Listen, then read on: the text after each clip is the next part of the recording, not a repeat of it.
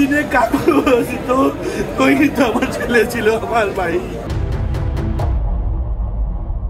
জ্বর ছিল। ফোন করে জানার পরে তাৎক্ষণিক মোটরসাইকেলে আমি এসেছি। সারা রাত হাসপাতালে ছিলাম, রুম করে সামনে অবস্থান করেছিলাম। পুলিশের একটু ত্রুটির কারণে, কাগজপত্রের ত্রুটির কারণে আমি দেখেছি রাস্তায় যখন একটা কুকুর মারা যায় তখনও দেখছি একটি দ্রুতগতিতে তাকে এটা দাফন করার ব্যবস্থা করে। আর একটা গণমাধ্যম কর্মী রাত 8টায় মারা গেছে, 16 ঘন্টার সময় 18 ঘন্টার সময় এই লাশ করে ফেলে রাখছে। পুলিশের একটি গাফিলতি রয়েছে বাসন থানার। এই ঘটনা বাসন থানা ওসির একটি মারাত্মক গাফিলতি রয়েছে, কারণ ডাক্তার সাহেব যিনি মামুন সাহেব তিনি সকাল থেকে অপেক্ষা করেছেন যে পুলিশের কাগজপত্র দিবে, তারপরে দ্রুতগতিতে উনি পোস্টমর্টম করে দিবে। ডাক্তার মামুন আমাদেরকে বলেছেন 9টি আঘাত তিনি দেখেছেন, যে আঘাতগুলির কারণে তার মৃত্যু হয়েছে। এই মামুন সাহেব এটাও বলেছেন উনি ওনার ডাক্তারি পেশায় জীবনে এমনভাবে কোন মানুষকে আঘাত করতে উনি দেখে নাই। প্রতিদিনে কাকু তো ওই কিন্তু আমার ছেলে ছিল, আমার ভাই। মামলা হয়েছে, মামলার বাদী কি হয়েছে?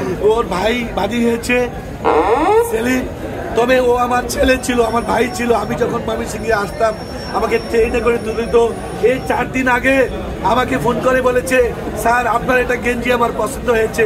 আমি তাকে ঢাকা থেকে এসে আমি গাজীপুর থেকে একই কালারের গেঞ্জি আমি কিনে দিয়েছি। এই গেঞ্জিটা শুধু গতকালকের আগের কালকে নাকি সে পড়েছে। আমার সন্তানের এই লাশের কারণে, এই সন্তানের ঘটনার কারণে আমি ন্যায় বিচার চাই, যেন তার দৃষ্টান্তমূলক শাস্তি হয়, তার ফাঁসি চাই এদেরকে আমরা। এত ভালোবাসা এবং মধুর সম্পর্ক, উনি তো অন্য কোনো প্রতিষ্ঠানে চাকরি করেন। কতদিন ধরে আপনাদের এখানে ছিল?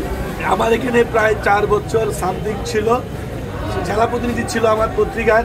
ও এত ভালো, ও এত মেধাবী, ওর নাই প্রতিবাদ করতো। এখানে ওকে আমি স্টাফ রিপোর্টার দিয়েছি। সবচাইতে হলো সে একজন গণমাধ্যম কর্মী এবং পেশাদার একজন সাংবাদিক। তার মতো সাংবাদিক আমার হাউসে 300-র মতো আছে।